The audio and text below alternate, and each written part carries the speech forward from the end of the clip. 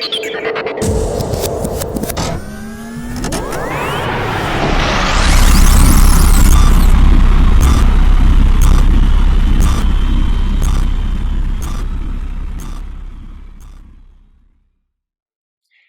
we are live for episode 15 of the Bishop and Bailey podcast. My name's Stuart Bishop and I'm here with Mr. Bailey Muir. Bailey, how you doing? I'm all right, man. Are you all right? I'm all right. We are here on, it's episode 15. Now, it's just me and you today, not a guest episode. Yeah, guest we're lonely. episodes yeah, we're lonely. And it's not exactly the most popular thing after our last episode between me and you. Well, what was that? It was episode 13. Yes, 13. Was one of our lowest watched podcasts that we've done for some reason. It was possibly, we did our first guest episode, and then, which was our most watched clip, and then it was like, well, we were perhaps getting a little bit, I don't know, maybe we thought we had made it or something. Maybe we were, I mean, I don't remember us being any different. I mean, obviously we were very pleased with, it was Lewis's clip, wasn't it? But yeah, it was like, maybe people were like, right, we like the guest slots, but we hate Bishop and Bailey on their own. But unfortunately, for the while, this is the format. Every other one, we're going to have a guest. Yeah, you're stuck with us for now. I mean, it could be worse. It could be worse. Let's have a link maybe right here to that episode 13, possibly the greatest episode never watched.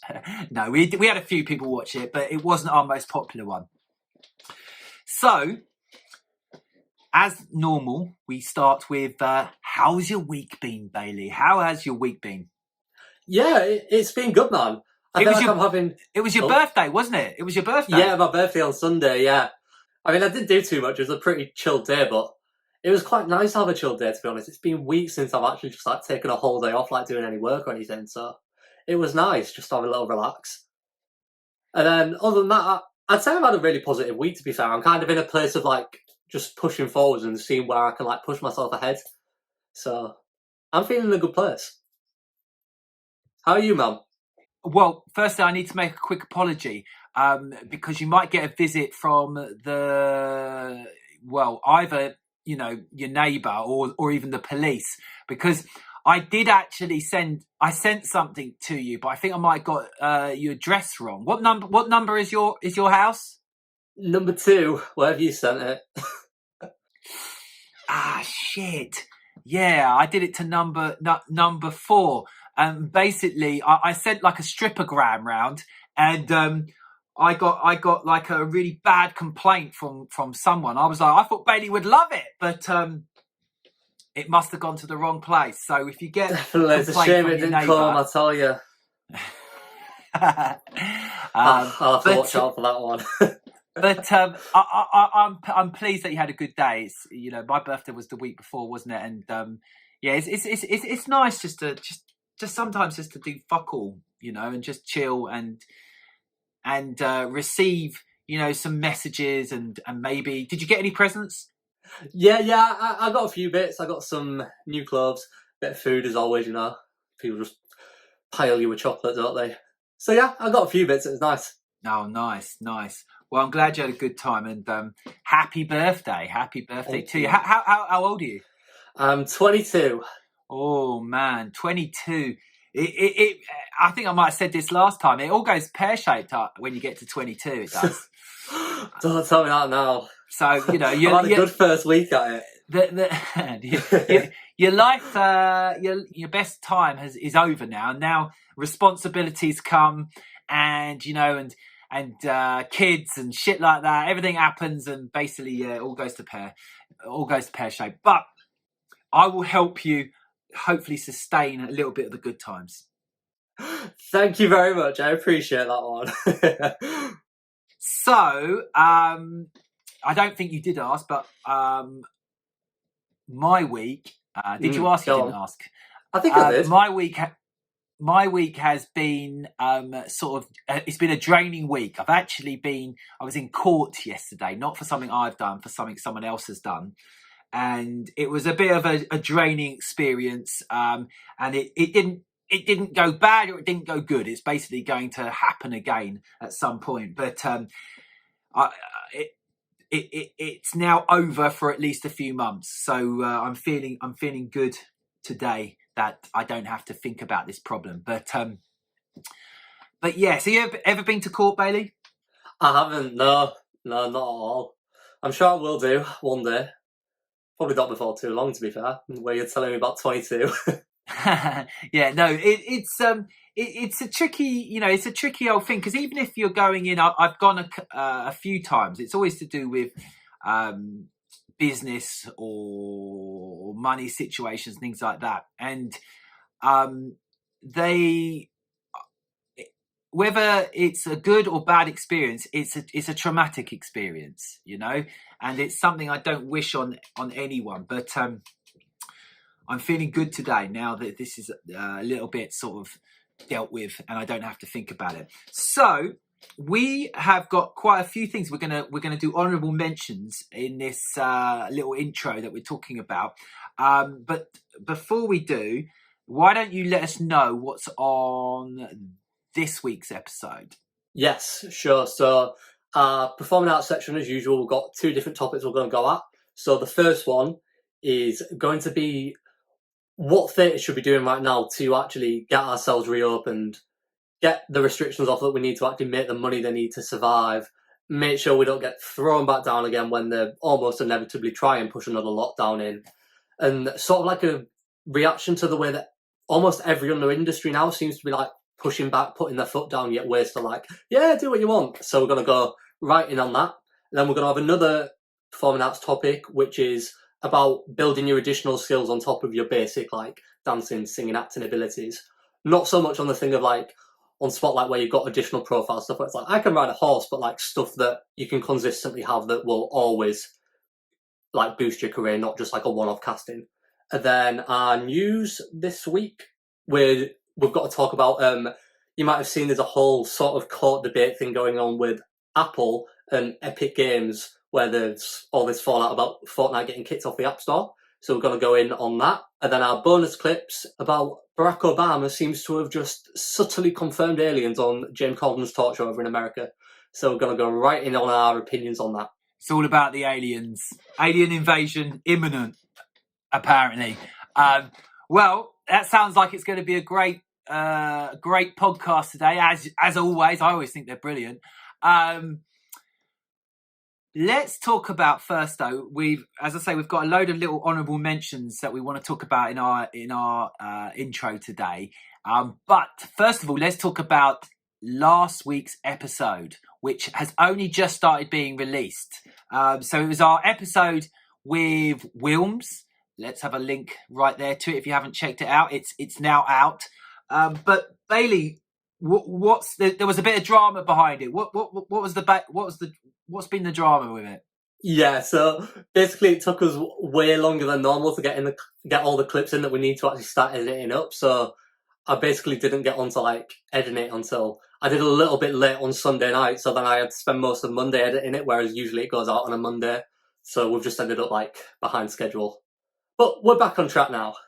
We're back on track, and it is out, and it was a great episode, because what I liked about it was, compared to Lewis Davis's episode, it was the exact opposite. Lewis is someone who is at the end, I shouldn't say end, towards twilight of his career, starting to chill a little bit now, and Wilms is at the very, very start, and has just graduated, and is the world is his oyster.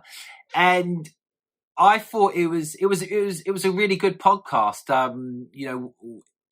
He raised some interesting points, especially about what we're going to talk about later with adding skills and stuff like that. We had a bit of a nightmare because of my bloody internet. My internet here at the moment keeps dropping out, and there was times where I had no idea, Bailey, what was going on, and I was writing to you, saying I've lost. I don't know. You just carry on with the next question. How was it for you? It was good, man. It was good. I enjoyed it. Towards the end, when you started having to send the message and were like, "You're gonna have to lead this bit because I can't get in," I was like, "Oh shit!" But it was actually good. I quite enjoyed like taking the lead a little bit towards the end. But I felt like it was a really good episode. I love how like forward thinking he is. Like I respect that so much, and like people our age love that. It got to the point where I was just like, "Oh man, should I just go home?" Like, but I just leave us to it. Yeah, I mean, but I tell you, when I watched it back, he did a really good job because there's only maybe one or two times where because I knew the problems, I sort of thought, okay, I can tell that there was a problem there. But I don't think people watching it would know that there was so many problems. I mean, it was just problem after problem. We had to stop as well, didn't we, at one point because why did we stop? Was it? I think did your storage fill up? I think was that last week. Yes. This is a lesson for everyone when you're deleting stuff. You got to delete it, not just delete it. It's a recently deleted folder, isn't it? Always catches you out. Oh man, yeah. There was me thinking I got loads of space, and I literally had hours worth of stuff that I deleted still in my deleted folder. But we dealt with it, and there was another problem as well, which when I watched back, I was like, oh my god, didn't Bailey see this? What's going on? I suppose he probably saw it, but he just couldn't do nothing about it. And then when I asked you about it, you had no idea what I was talking about. We're talking about the piece of oatcake which was on my lip. Literally, I can't believe I didn't see it at all. Did you say it was like that for like 10 minutes? Oh, well, maybe we could just get a 2 or 3 second clip in now to give an example and show the viewers what who haven't seen it the guilty little culprit who decided to join us for the Apart From Wheels. We had 2 guests warning you about more the failures and the pitfalls and the things that could go wrong. Yeah, so there you go. Definitely, it was there. Now you've watched it back. Did you think it? Like, do you think people notice or not? Because you didn't notice. I want to say that I don't think people would have noticed because I've literally watched this. I watched like every episode that I edit back like 4 or 5 times to get everything done like I need and quality check and stuff. So the fact I've watched it that much and never noticed it, I don't know how, unless it's just me like not being observant at all. But it'd be interesting to see. If you've seen it, let us know. Yeah, if you watched it, obviously now everyone knows about it, but did you notice the piece of oatcake on my lip? I mean, it was a massive example to another massive lesson on my behalf, because you've told me a few times, you mustn't eat, you mustn't do this, you mustn't. Because was it last week's episode where we had to get rid of a section? I know it was the rat. It was the spot clip from episode 13. It was yeah. I just get so hungry. I mean, I've got my oatcakes here. I've got nuts. I've got pear. I don't know what it is. I could eat a banquet beforehand, and then as soon as we press play, I don't know. I just go massively hungry. But I'm trying not to eat. But we'll see. I'm trying to get, maybe I need soft stuff. So let's go through these little things that we're going to talk about before we go on to the main topic. We're going to talk very quickly for next minute about Eurovision. We're going to talk about the West End show Walden, which got cancelled because of one person getting COVID. We've got a new little thing that we're going to have, which is called Twat of the Week, which maybe we can eventually get some kind of little jingle with, but we'll talk about that.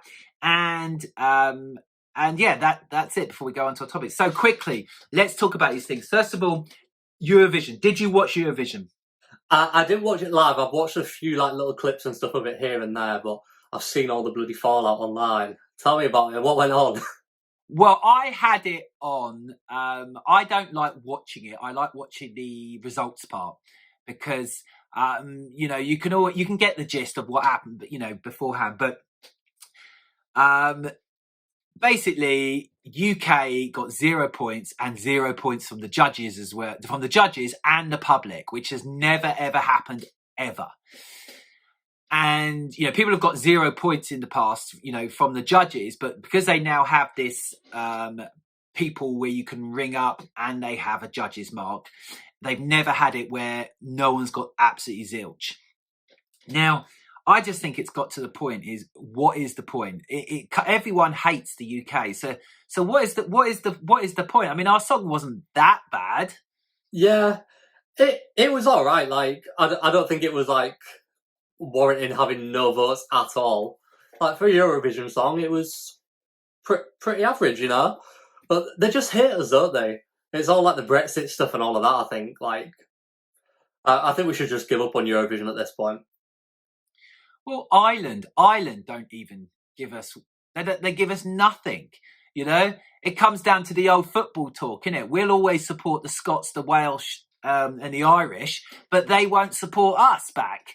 Yeah, exactly. It's just happened in the football this week, hasn't it? Man United fans out at the Europa League final, they all got jumped in a pub just because they're British. Oh man, it's crazy. They just hate us everywhere in Europe. It's like, what they don't realise is, you hate the country, but don't hate the people, man. Yeah, exactly. Like, come on, we hate our government as well.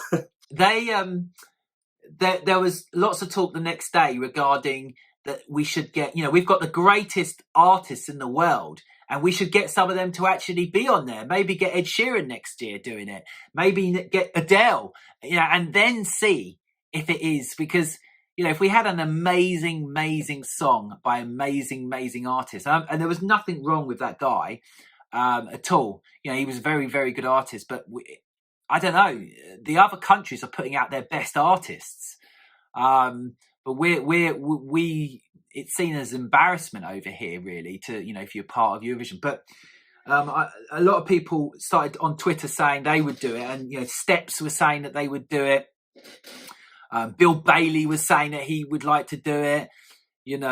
I saw Eyre sort of tweeting about it.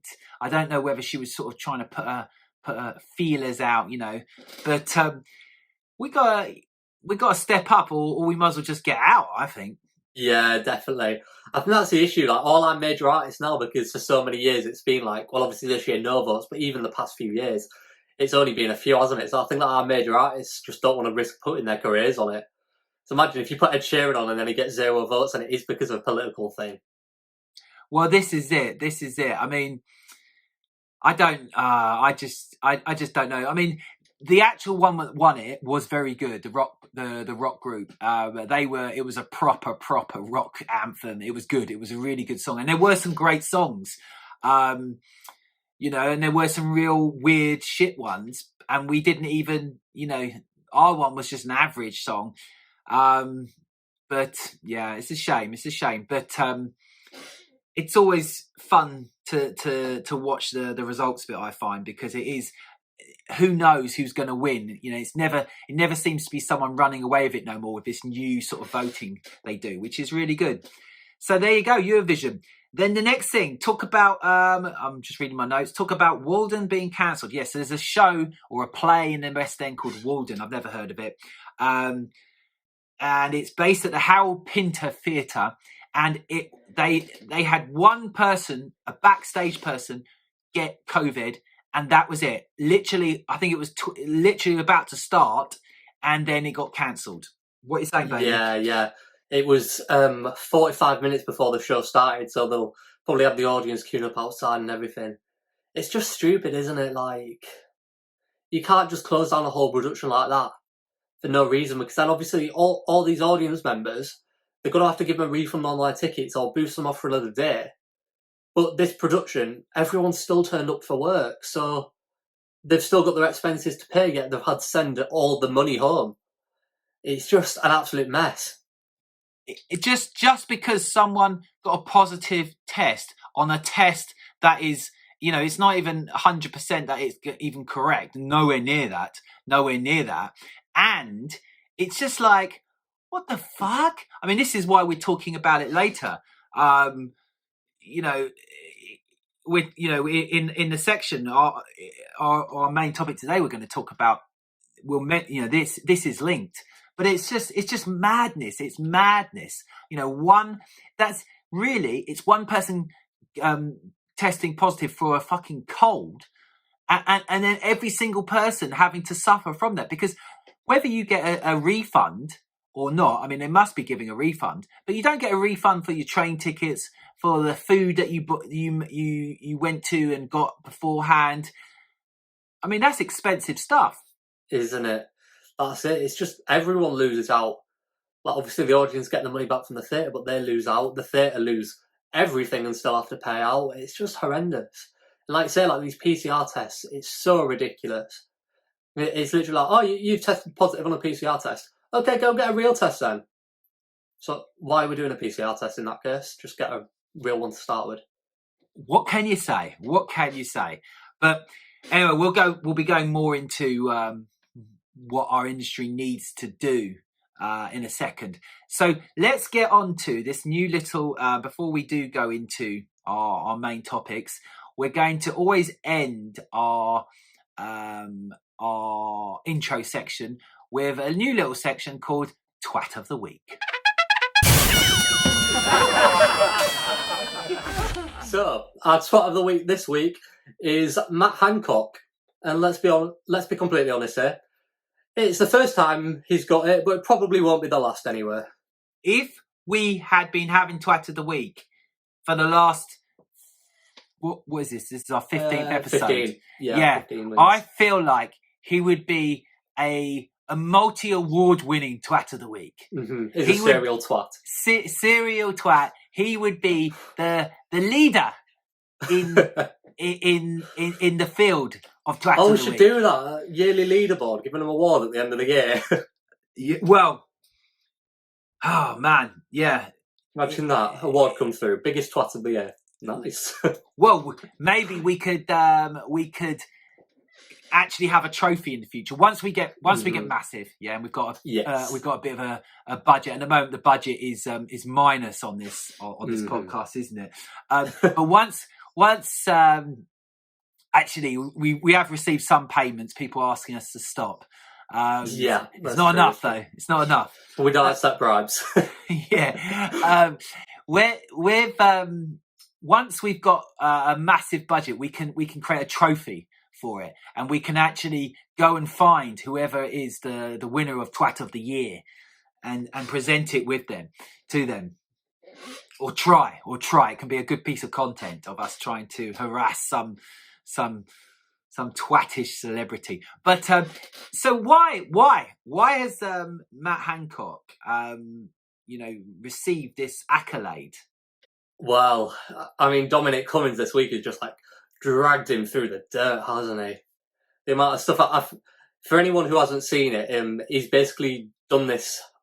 Is it classed as a hearing? I think, where he's basically just like spilt everything he could possibly want to spill on the government. And I'd say from watching like highlights of it, it's Matt Hancock that's come out as the overall bad guy in it. It's like all the bad decisions are Matt Hancock's, and I feel like he's just kind of made Boris out to be an idiot who don't really know what he's doing and just says yes to whatever a Matt Hancock or a Rishi Sunak or whatever tells him to do. The ultimate point of why he's become the Twat of the Week is because of his reaction. I mean, today he's been out saying, it's all a lie what Dominic Cummings is saying. It might be. But really, he should I just think he should resign. I'm not one of these people to agree with people when they say, "Oh, this person should do this and this." But with Matt Hancock, I just think it's time. Yeah, definitely. He is just he's a twat. He is. He absolutely is. So well done, Matt Hancock. Yeah, congratulations. One day this will go down as a worthy award, I think. I think so. Yeah, 100%. So Matt Hancock is the first ever Bishop and Bailey Twat of the Week. Congratulations, Matt. We will be sending you a certificate and this video. So Well, there you go. Let's get on with today's main topics. And the first topic is, it says here, it's a call to arms. Are we opening our doors or are we closing down? Now, let me read I've got in front of me some a great PDF which Bailey has put together. And it says, dancers are the ones who should be leading the way out in our industry as the fittest and healthiest. Time to end the suffering. Theatres need to put their foot down like every other industry. And do we act now to save our industry or sit back and allow it to be lost? So, Bailey, why did we pick this topic mainly? It basically just feels at the minute, doesn't it, like the rest of the country is fighting back in terms of like their industries. And the theatre industry is just kind of still taking everything on the chin, just jumping through hoops and just be like, yeah, okay, we'll do that. So we're just kind of, as we say, we wanted to do a little call to arms and just be like, come on, let's join the rest of the country. Well, this is it. We need to take... It is a call to arms. It's a, come on, do we want our industry to just to, we want it to reopen, but let's not reopen with, and wait and, what the government and the guidelines, and no, just bloody open, get on with it, get your people in, cram them in, make money, and let's get this industry thriving again. Because, yes, you've got to survive to thrive, but you're not going to survive if you don't thrive. And it gets to that point where we've got to get rid of this madness and clear the bloody flog and see that, we are in control of our own destiny. We are in control of our industry, or we let other people, we let them dictate when and where. I mean, this Walden closing down because of one person it's setting precedent. It's setting precedent. If that was me, I would be like, and I was the theatre man, I would say, right, let's just it's just one case. And he's a backstage person. It's not going to affect the audience, Did they? I mean, I would have had that conversation with the cast. Look, this person's gone away ill. What are we saying? Are we going to close down, or are we going to, are we going to disappoint this whole audience for the fact that you've got a 99.99 of. For me, it makes me wonder whether this like whole stereotype of like artists are just too consumed in their own world to realise what's going on in the rest of the country. It makes me wonder how true that is, because it seems true right now. The fact, I feel like everyone else around that I know that isn't involved in the arts is really starting to fight back now. But the performing arts are just stuck in our own world. We don't look at what else is going on. And that's why we're the only ones still going along with it. Hold on. I feel like I should have a nail here and a hammer, because literally, that is really it. I really believe it is. When it comes down to what's going on, it's like we're just waiting to be told, because we don't, not us, not me and you, Bailey, because we're awake, but performers, they're just, it's like, I'm just worrying about myself. And what's the rules? Oh, the rules is we have to do this and jump through that. Okay, I'll do that because I've got no brain for myself and I don't know what's going on, and I'll just do what I'm told. And it's because of this mentality why theatres haven't opened sooner. It's because of this mentality why, we've got to do all this bloody testing, and we've got to, it's just absolute bullshit. And maybe we could do a link to, was it the theatre leaders? We did a video to. Oh, yeah. I can't remember the exact title, but it's Theatre Leaders. Theatre Leaders, Where's Your Leadership? That's it. Because the hospitality, they're fighting back. They don't want vaccine passports and social distancing. And, we have to just get rid of all these things. Studios, theatres, every single part of the industry, we have to now push back and say, no, if we're going to survive, If we're going to survive and thrive, we have got to take it with both hands and go for it. Yeah. We just need to stop being yes men to it all. Like, no one's ever disrespected a no man. By just saying yes to everything, you're letting them disrespect you, take advantage of you. Just put your foot down and lead. And that's not just the theatre producers and stuff like that. It's everyone. We've all got to be speaking out and pushing it, even if the theatre producers aren't opening up. The dancers below, the singers below need to start just demanding it now. Absolutely. It's the casting directors, it's the agents, it's we're all being absolutely just hoodwinked by this bullshit kind of having to fill out loads of forms and get everyone tested. And, it's we're over it. We're over it. We want our industry back, and we don't want to have to go for all this bullshit and this risk that we might be closed down, or we might be told that you can't do that because of most people now, 60% or whatever, have been vaccinated. The vulnerable have been vaccinated. If you believe that vaccines work, if you believe that they work, then no one should be worried about the people who aren't vaccinated. They shouldn't be worried about, and if you worried, wear your mask, get vaccinated. It's, The issue is that the reason people aren't trusting in the vaccine, even though they're all trusted in the legitimacy of going out and getting it, it's because they're still believing in this whole media thing where they just drop these subtle things like, but what if a new strain comes that the vaccine can't work for? And it's the people believing these things which is allowing it to carry on.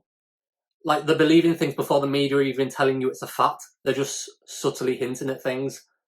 And I know it's what the media want you to do with it, but just don't get carried away with the media's speculation on what could happen. Let's just act in the moment. Right now, we're fine. There's barely any deaths in the country. So let's just push ahead and get it done, get the doors open, get back to work. I think it was yesterday, there was 5 deaths recorded within 28 days. On average, there is 450 cancer deaths a day. There are 450, I think it's heart attacks or people dying of heart failure a day. It's honestly ridiculous. Yet the amount of money they've plugged into all these test and trace systems, the vaccine research, everything to do with it, and it's still going on. They're still putting more and more money into it. Yet stuff like cancer research that there is now more people dying from, again, the money doesn't go to. I don't think our industry can actually physically survive unless we start pushing back and just going, no, this is what's happening. Because, honestly, I'm surprised it's survived this long. I really am. For a lot of people, Bailey, it hasn't. A lot of people have had to give up, change careers. Theatres have closed. It's life altering, and yes, we all understand it, and we've all made our sacrifices. But how long does your sacrifices have to go before you realise that if we don't start saying no and just getting on with it, you might as well just give up now. You might as well given up in March, not 2020. That's it, because we say sacrifices, but actually it was just kind of like, we'll put that on hold for now. Whereas we are reaching that point right now where it's not on hold, it's on the edge of gone. We've just got to take back the power. We this point up here about the dancers are the ones who should be leading the way out in our industry. No one should be telling a dancer that you need to do all these things for your health. These are the people who are athletes, or they should be. Do you know what I mean? The people that are telling dancers like, oh, you need to do this for your health, you need to do this for your health. Actually, the dancers are probably examples for these people of what health is. Yeah.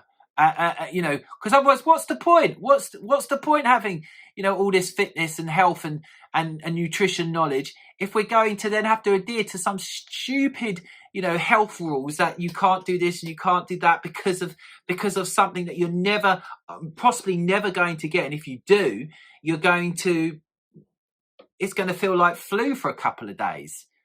Yeah, exactly.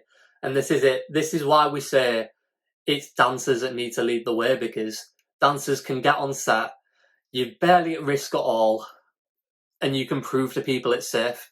Yeah. Well, yeah. There you go.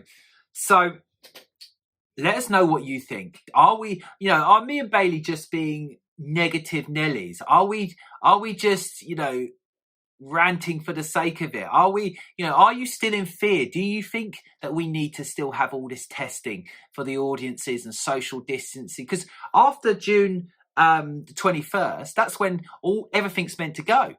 So what's the difference? What is the difference between right now and June the 21st? I bet you there'll be hardly any difference. Oh, exactly.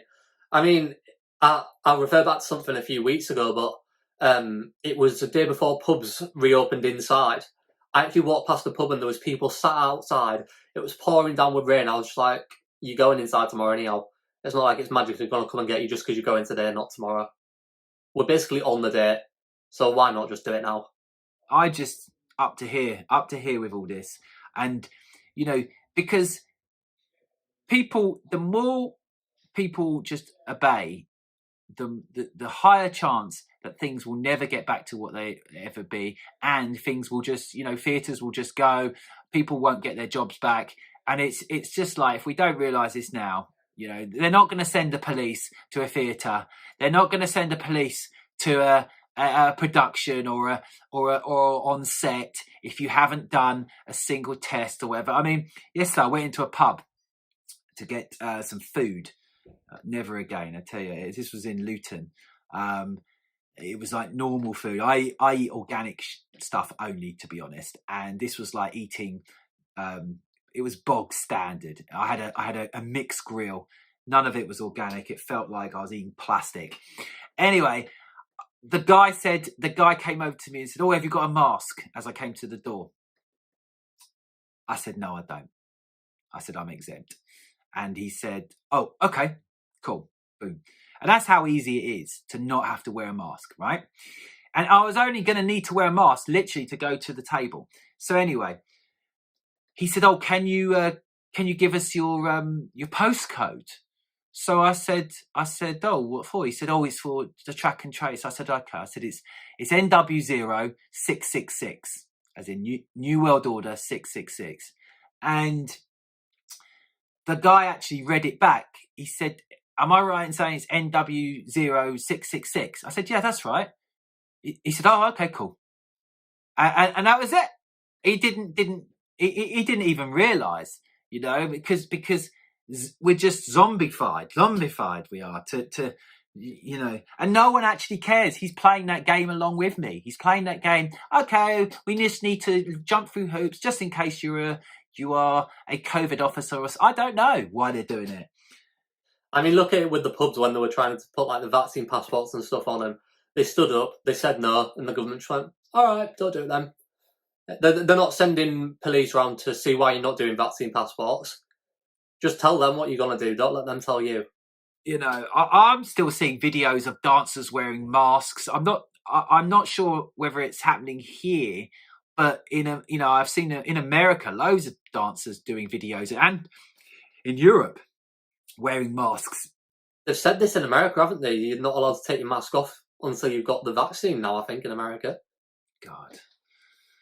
Absolute. It's just ridiculous. It is absolutely ridiculous. Now, I will look back in my life and will for always be proud that I didn't swallow any of this absolute bullshit. I think people are going to look back and go, "Oh God, why did I take that?" Yeah, rubbish. So there you go, performers. Come on, sort it out. Yeah, sort it out. Don't be a pussy. Don't be an absolute numbnut. Yeah, just start saying no. I do not need to do this to prove my fitness. I do not need to prove it to, it's not my responsibility to look after someone else's fucking health. Yeah. Okay. That is what people actually get paid to do when you're at hospital, in care homes. They're the people who are looking after people's health. Everybody else, it's not our responsibility.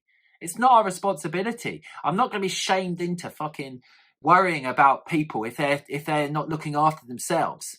I don't expect anyone to look after me. That's it. Our job is to supply entertainment. So let's just get on and do our job. Stop doing everyone else's for them. That's our job. Supply entertainment. Is the Bishop and Bailey podcast? Could it be seen as entertainment, or could it be seen as a we're like a hate content, isn't it? Hate content for extremists. It's extremist content. It's actually crazy that some people would call it that, though, wouldn't they? It's madness. Well, for asking for things to go back to normal and for common sense, it's extreme. It would be seen as extremist, right wing, I don't know, rubbish. Well, there you go. So let's get on to our second topic that we're talking about this week, which is why performers should build their skills. Now, this came about from the fact that the episode that we did in fact, both episodes, Bailey, wasn't it? Well, first of all, with Lewis, he's built new skills. And also our episode with Wilms last week. Do check these episodes out. They're really great episodes with both performers, and loads of guest episodes coming in the future as well. And it comes about because we were talking to Wilms about what he did during lockdown, and the fact that I was always impressed by Wilms because when he was doing work experience and then an internship here at Love Rudeye, he showed initiative to learn extra skills to become more useful. Tell us, Bailey, what's the interest behind this topic that we're really talking about? I mean, I sort of summed it up there, but yeah. So as Stuart's saying, it's kind of in reference to last week. Like, Wilms has started this whole videography thing off, where he's learning about showreels. He's actually got his own showreel company that he's doing for people. Obviously, shoot stuff like that, and it's just learning different stuff on a videographer front, like learning about having a beginning, middle, and end. Learning about what looks good on camera, what doesn't look good on camera, what angles to get, what lighting works. It's all stuff that you learn it to learn videography, but it's learning about your actual performing work as well. Because then if you go in as a creative, you know what's going to work on camera. If you go in as a dancer, you know what little thing you can do to make it look better on camera. Or maybe if there's a videographer that hasn't experienced working on dance before, you can actually drop a little bit of stuff in there to make the overall job better. It's just knowing about everything else going on so that you can actually bring more to the table than just, I'm here to dance. Well, this is it. And we're not just talking about sort of video editing skills. We're talking about having a hand in everything. Now, that doesn't mean that you need to be an expert at everything. It's understanding a bigger vision. When you look at someone like Michael Jackson, he knew what lighting he wanted. He knew what clothes he wanted. He knew what type of what kind of video he wanted, and then he would get the experts in. But the experts, often experts are great at the actual skill, but the vision and the emotion behind something is what you as an artist need to be able to bring to the table to be able to enhance these experts' work. So by knowing how you want your showreel to look, by knowing what kind of costume will enhance your lines, by knowing what kind of feel you want created with lighting, all these different things will enable you to become more successful. And sometimes you can learn these skills, because learning these skills on a basic level can bridge the gap when you haven't got any money. And going on from just on a videographer front, maybe you get the chance to do some work helping out a casting director, even just as a runner, you come to understand more of the inner workings of what a casting director's work is, and then that will actually help you when you go into castings yourself as a performer, because you know what's going on, you know what they're looking for, and you know the different things, not just in an audition centre looking for, but in people, in the way you've queued outside, in the way you've even just the way you put your bags in when you walk into the room. You get all the tiny details which will really boost you. What do you think in regards to you, Bailey? Because you're a perfect example, and I kind of bounced you and Wilms off at the same time last week, because You're both in this position where you've been able to receive mentorship and guidance towards these extra things bring to the table. What do you think is the biggest benefit to you which is adding to your sort of performer knowledge? Because you've had 3 years of being given the skills to perform. What benefits, of the stuff that we've been doing is going to help you the most, do you think? I'm not entirely sure, like, long-term once the audition scenes are back on that, because obviously I've not really experienced that yet. But in terms of right now, I'd say as a performer, the things that's helping me massively is just knowing what people are looking for and what will get on people's nerves, and doing the subtle things that will help them. Like, it's sort of just streamlining yourself down, so you know how to open your self-tape and close your self-tape in a way that you've given the information you need. The casting director or client or whatever that receives it isn't having to hunt around for information or come back and be like, oh, you haven't given me this, can I have that? And taking stuff out that they don't need, like, don't give them stuff that they're just going to be like, I don't have time for this, turn it off now. Like, structuring your emails up. We've done a talk on this before, actually. I think there's sort of structuring your emails up, but it's just streamlining everything so it's perfectly as they want to see it. So then you're doing nothing that puts them off and they're just looking at then what you can do. It's getting rid of the chaos, isn't it? It's getting rid of the problems and allowing yourself to present who you are and what you do in the easiest form. Because the more you do that and the more knowledge you have, and that comes from these extra skills, And when we say extra skills, often people think, oh, what is it then? I have to go and learn how to edit or learn how to be a casting director. We're also talking just social skills, communication skills, these extra things, the ability to be able to, for example, I'm reading a book at the moment called the Guide to Being a Good Psychopath, which is actually, it's saying there's 2 different types of psychopath. There's obviously the psychopath that we all know, which will become a killer or whatever. And then there's the psychopath that is a good psychopath, which enables you to be able to handle any situation at any time. And it's Andy McNabb, who is from the SAS kind of book series, who is the co-author of this book. And he says about the ability to be able to have things happening and him to be able to keep baseline, to be able to make that decision. And if you don't understand certain things, for example, someone gives you a show reel and, you've given all your footage to them and you don't understand, firstly, you don't understand whether it's good or bad. You'll just agree. You'll just be like, okay, that's cool.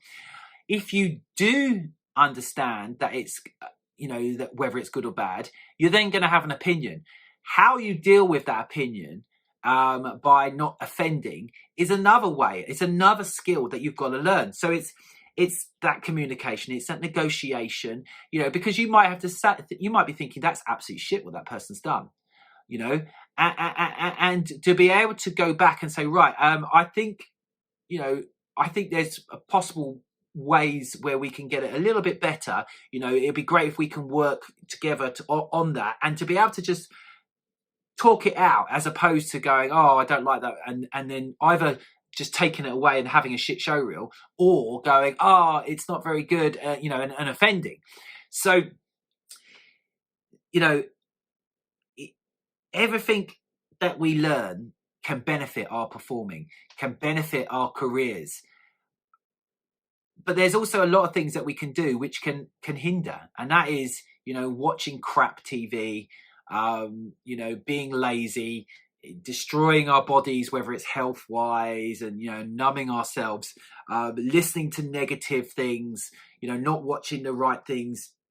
So it's adding skills physically, show reels, the ability to maybe present, the ability to teach, and it's adding skills What is it? There's a certain word for when things are more kind of communicative or whatever. Emotive, is it emotive skills? I don't know. Do you know what I mean, Bailey? I do know what you mean. They're like, I don't know. I'm not clever enough to know. I know what you mean, but I can't think the exact word. But you know, there's so many things to it. I mean, it's interesting actually with you, Bailey, because I feel like even though you didn't know how to physically do a lot of these skills that you've been doing to, you know, whether it's artwork or whether it's branding, you know, or whether it's creating a logo or whether it's editing, even though you didn't know how to do all these things, I felt like the most important thing what you had was this temperament and this patience and this open-mindedness. You know, and those are the things that enabled you to be able to take me saying, "Oh no, Bailey, you know, I think you can get a bit better with that," or "That's not really floating my boat," and you then going back and going, "Okay, that's fine, do it." Have you always been sort of that type of way, or you know, or? Yeah, I think so. I think the overall thing in that for me is kind of like I've never just limited myself to like this sort of like I'm just a dancer, I'm just this. Like I've always explored loads of other things, like even outside of performing arts. So I think it's kind of the stuff that I've got from elsewhere. Like as a kid, I was like that geeky kid that would just sit and watch documentaries. I used to sit and watch like the BBC politics channel. Like I was a weird child, but it's just a thing of not closing yourself into one little bracket. That then I feel like that's what's kept me open, because I've got so many things going on and so many thoughts going on that I'm not just encapsulated in one driven like headlight thing. What would you say is the most important actual skill? Obviously, the emotional skills or the communicative skills or whatever that word we're looking for are very important. But which ones do you think? Which skills that you've learned is the most important, as in the skill learning? You've learned, obviously, you do a lot of video editing, you do a lot of Photoshop and artwork sort of stuff. You do, you know, you put together text. I mean, you know, I'm a slave driver with you, aren't I? Really, to be honest. But what would you? I'm just churning it out. What would you say is the most important thing that you've learned out of those ones? Do you know, this might sound like a really strange thing, but I'd say the most important thing I've actually learned from doing it all is learning to motivate myself to do it. Like what I'm realizing now, when like I'm doing all these things now, but I hear other people that I'll look at like a piece of artwork that someone's put out and be like, "Oh, that's great. I wish I could do that." And it's that I wish I could do that where they've already given up. And I feel like that's what I've learned. It's the motivation to go, "That looks great. I need to learn how to do that. I'm going to teach myself right now." I think that's the actual most important thing. Like we're all capable of doing editing, doing the social media. Like it's not hard stuff. It's actually pretty easy. You just like drag and drop if you've got the right programs. It doesn't take long to learn, but it's just actually being willing to just go, "Yeah, I'm going to do it." It's taking that time at night when, you know, it's making that choice of, do I sit and watch TV all night, or do I go out every night to see my friends, or do I, you know, it's those choices. And sometimes it might be, right, okay, on a Saturday, that's when I'm going to go see my friends. During the week, when I'm sitting there at night, I'm going to do an hour. I do, without fail, a Spanish lesson a day, right? And it's only, the minimum I need to put in is about 10 minutes. And most days it's about, I might do about 20 minutes, but sometimes I might do the absolute minimum. You know, I can actually just do one course, because I have to do one course a day to keep my my level up. Otherwise I lose points or whatever. And I can literally do that in a minute and a half. Sometimes I've done that minute and a half, but generally I do a 10, 15, 20-minute lesson. And what I've done is that is now natural for me to always do that. and I do it before. I have to do it before midnight, otherwise I lose the Lose your streak. lose my streak. So it's now in me to do that, and you know,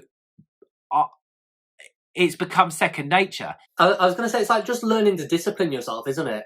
I feel like the average person just kind of like goes to work, does their 9 to 5, then comes home and goes, this is my free time now, so I'm just going to sit down and do nothing because I'm tired from doing my 9 to 5. But actually, that free time, sure, everyone needs a bit of time to chill, but equally, your free time is to work on yourself, work on your own things, not just do what someone else is paying you to do. And I feel like that moment that you come home and you go, right, this is my free time now, I'm going to sit down and relax now, is the moment you've given up for the day. Get everything you want to do for yourself in as well first before you even have that thought of, right, I'm tired now, I need to chill. Like, just get on and do it. Don't be sitting down and be like, oh, I'll do it in a minute, because you never do it in a minute. Just do it while the thought is there. Yeah, it's motivation, as you say, is very important. And we're lucky as performers that we can actually include some of these things in our day.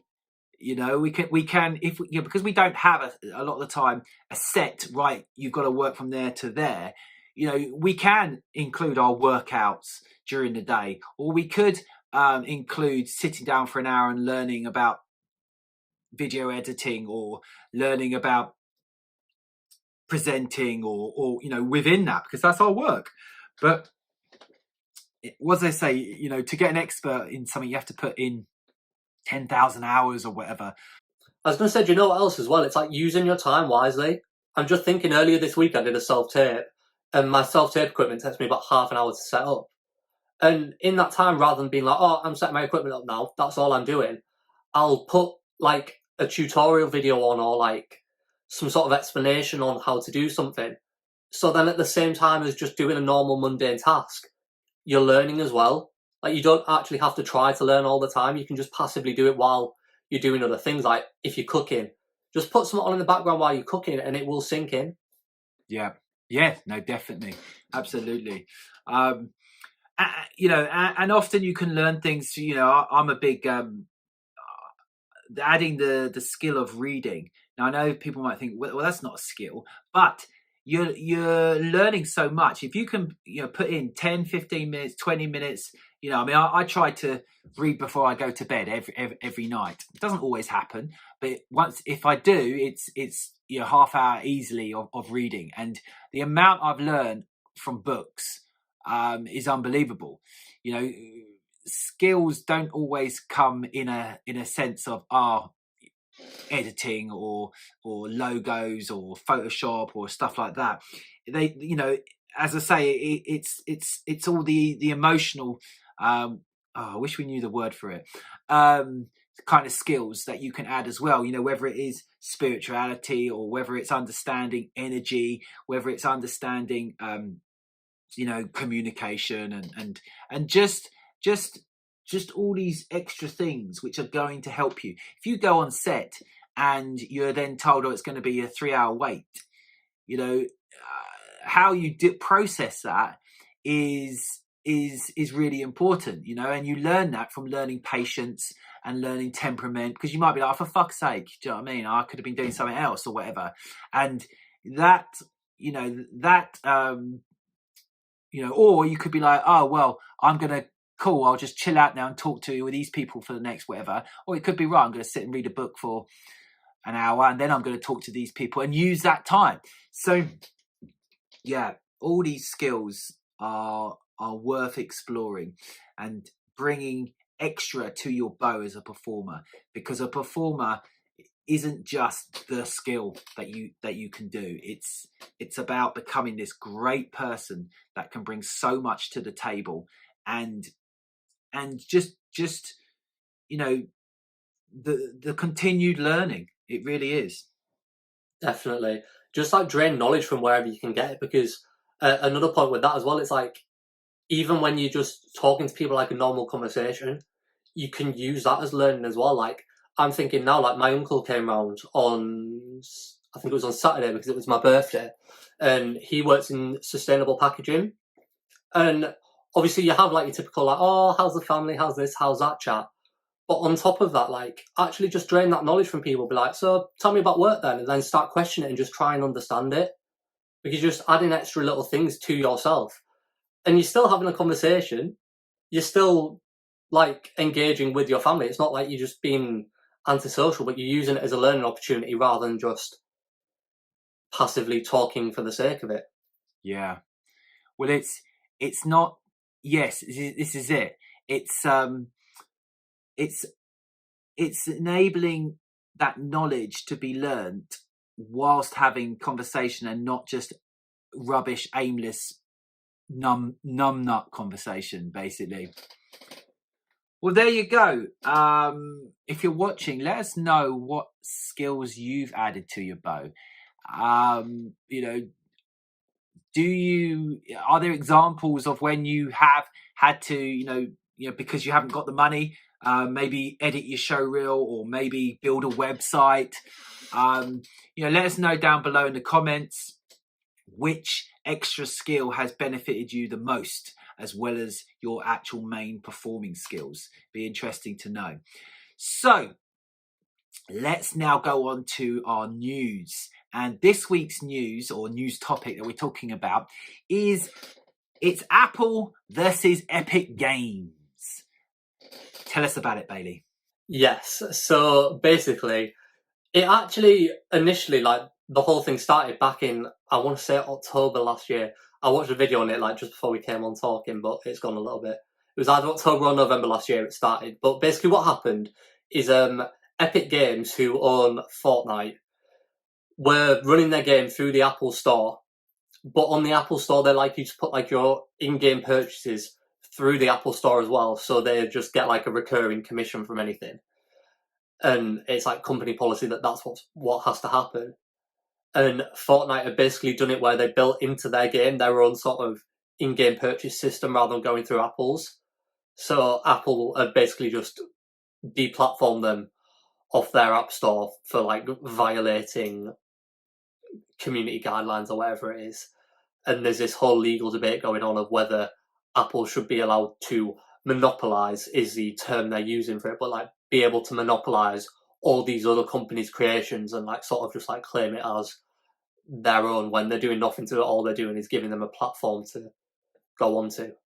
Well, it's this thing really, isn't it? Is how much value is that platform? And obviously it's massive, but once you are big, you should be able to have the opportunity to have your own platform.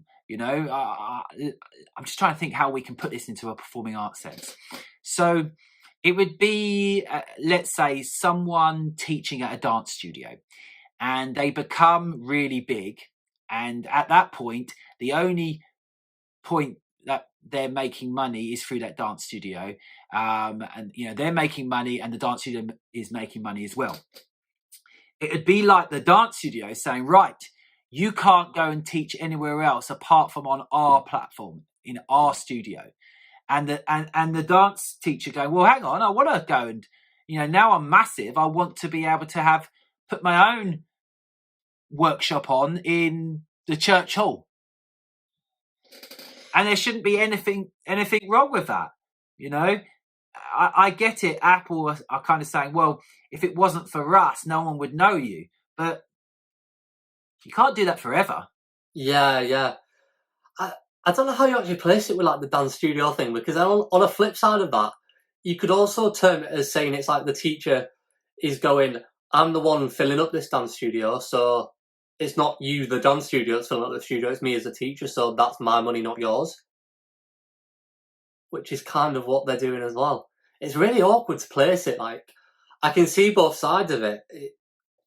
It's a really weird situation. Apple should have the right to do what they want. It's their platform. So but then,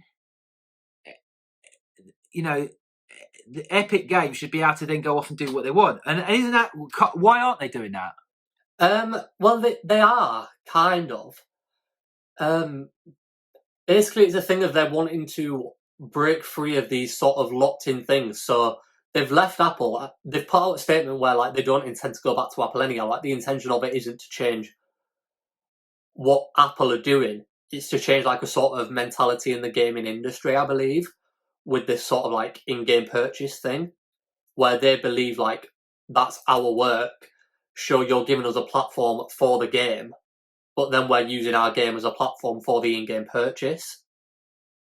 So it's like the game can pass through, not the in-game purchase side. It's really awkward ground.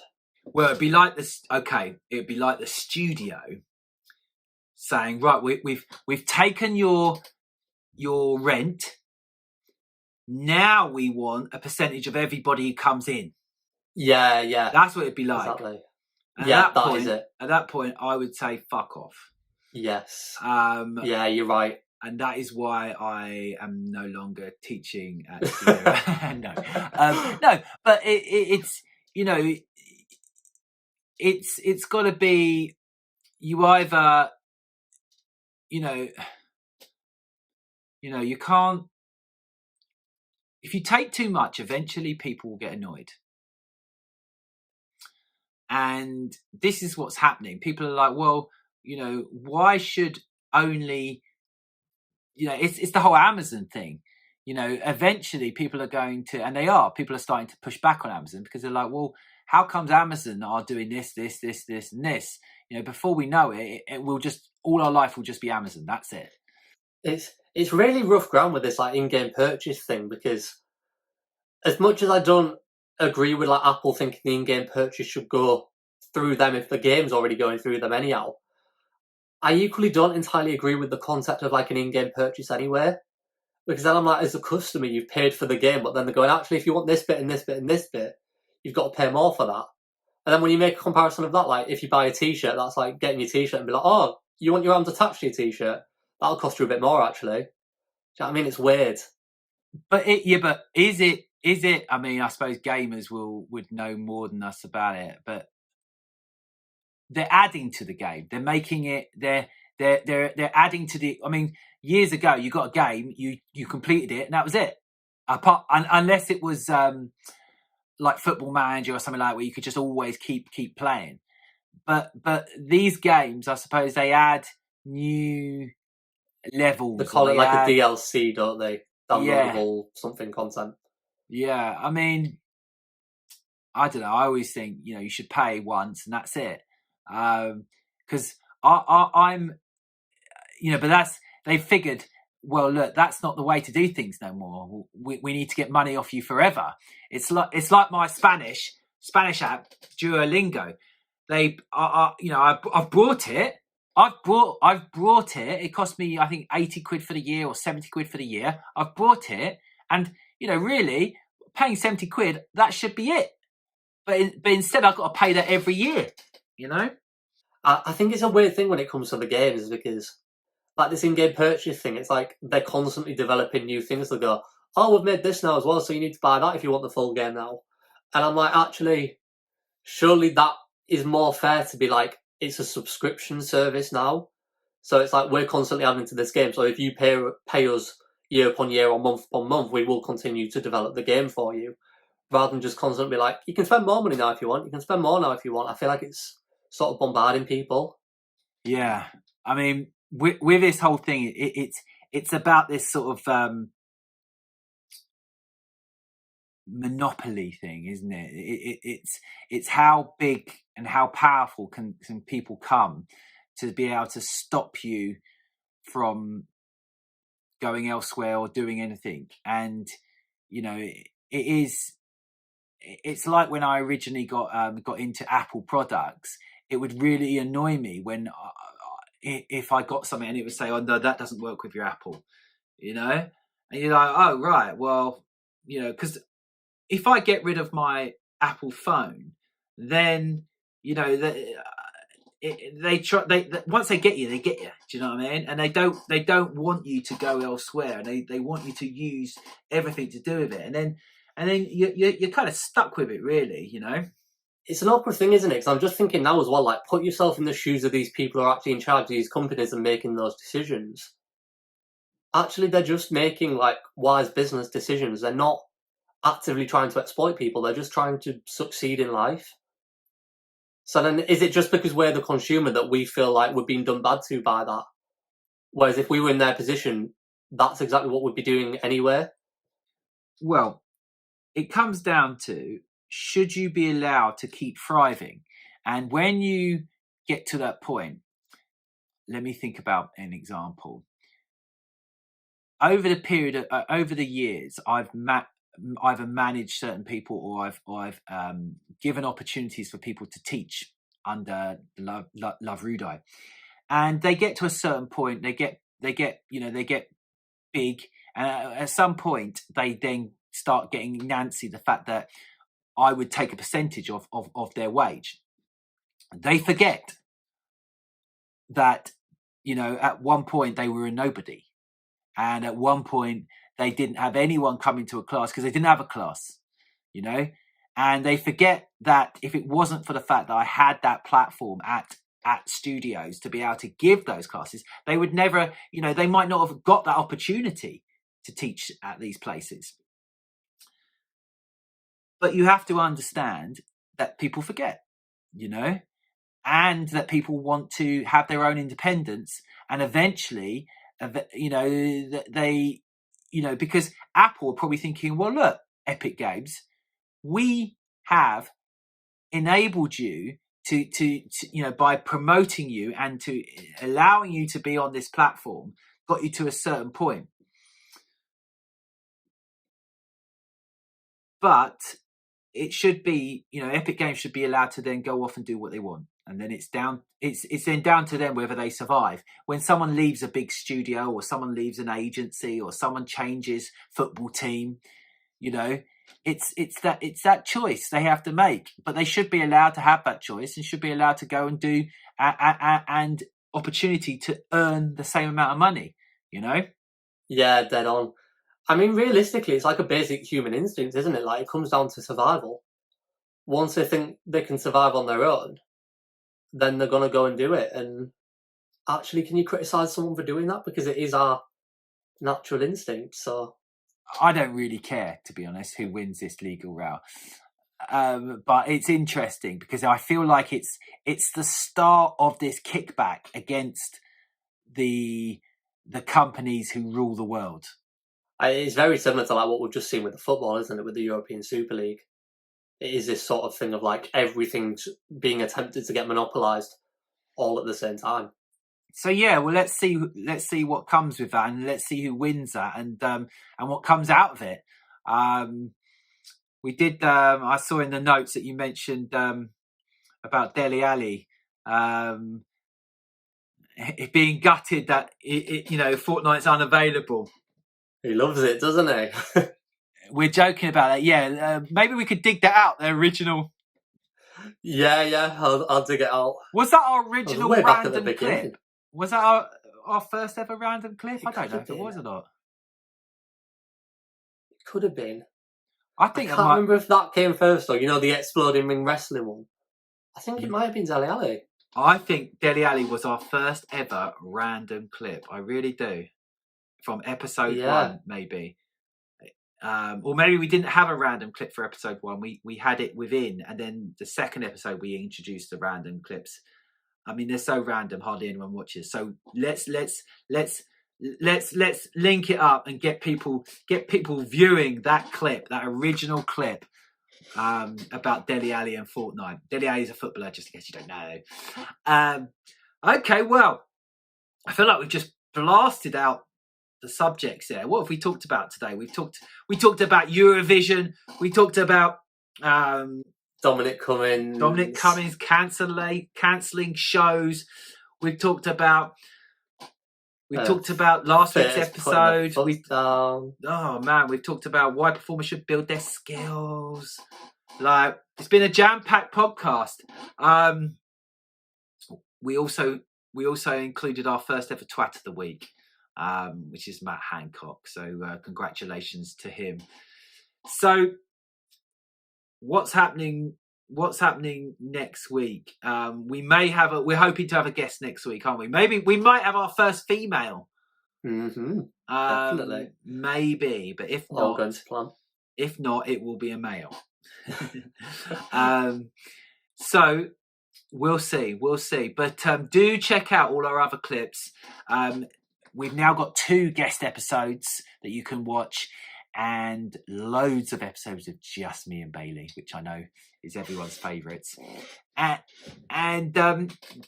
yeah, we'll see you next week. Bailey, do you want to sign off for now?